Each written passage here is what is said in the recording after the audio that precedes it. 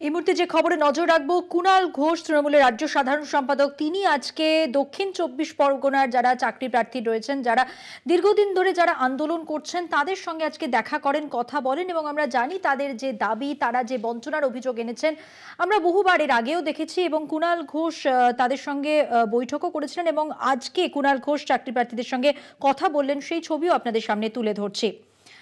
কথা বলবো, আমাদের সঙ্গে এই মুহূর্তে টেলিফোন লাইনে রয়েছেন জয়দীপ হালদার। জয়দীপ, আর কি জানা যাচ্ছে? চাকরি প্রার্থীদের তিনি কি আশ্বাস দিলেন, কি কথোপকথন হলো?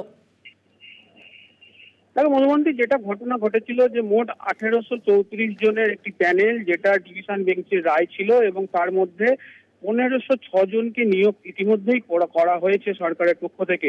কিন্তু বাকি যে সংখ্যাটা রয়েছে সেই সংখ্যাটা এখনো পর্যন্ত নিয়োগ হচ্ছিল না, তার কোনো তালিকা প্রকাশ হচ্ছিল না, এমনটাই অভিযোগ চাকরি প্রার্থীদের।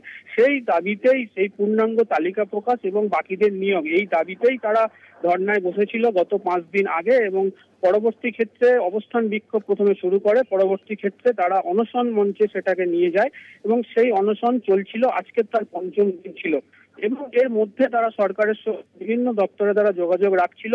আজকের সকালে যেটা দেখা গেল যে যে প্রাথমিক শিক্ষা সংসদ দক্ষিণ 24 পরগনা, তার চেয়ারম্যান তিনি সবাইকে বললেন, সাংবাদিকদের ডেকে, এবং তিনি বাইরে বিজ্ঞপ্তিও দিলেন যে প্যানেল, যে যারা বাকি ছিল এই প্যানেলে, তাদের আজকে তালিকা প্রকাশ করা হবে।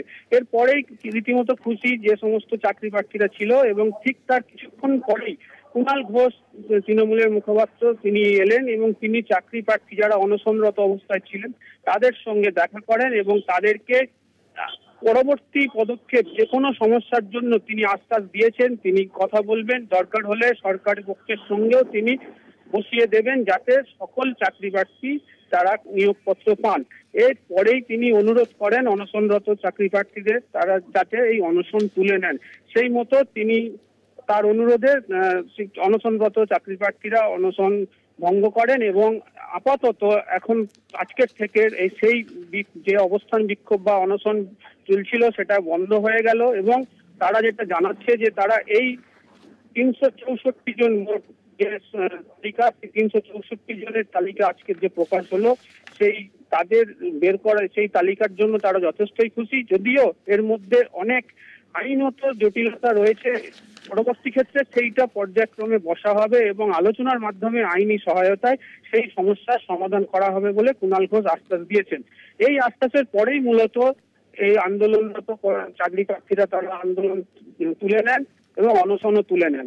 এখন পর্যন্ত যেটা কুণাল ঘোষ যেটা জানাচ্ছে যে মুখ্যমন্ত্রী মমতা বন্দ্যোপাধ্যায় এবং ডায়মন্ড হারবার সাংসদ অভিষেক বন্দ্যোপাধ্যায় যথেষ্ট উদ্বিগ্ন ছিলেন এই এদেরকে চাকরি দেওয়া নিয়ে। এটা 2009-এর নিয়োগ প্রক্রিয়া এবং অনেক জটিলতার মাধ্যমে এটা ডিভিশন বেঞ্চের নির্দেশ হয়েছিল এবং সেইটা আজকের কার্যত সমাপ্ত হলো বলে মনে করা হচ্ছে। এবং কুণাল ঘোষ যেটা জানিয়েছেন, এই উদ্বিগ্ন থাকার অবস্থায় মুখ্যমন্ত্রী এবং শিক্ষামন্ত্রীর সঙ্গে তিনি বারংবার কথা বলেছেন এবং তাদের সদিচ্ছা এবং আইনি জটিলতা কাটিয়ে আজকের এদেরকে নিয়োগ করা হলো, যার ফলে সরকার পক্ষ তারা নিয়োগ যেটা চায় সেটা পরিষ্কার এবং যে চাকরি প্রার্থীরা যারা আন্দোলনরত ছিলেন তারা নিয়োগ পেয়ে যথেষ্টই খুশি। মধুমন্তী, ধন্যবাদ জয়দীপ। কথা বললাম আমাদের প্রতিনিধি জয়দীপ হালদারের সঙ্গে।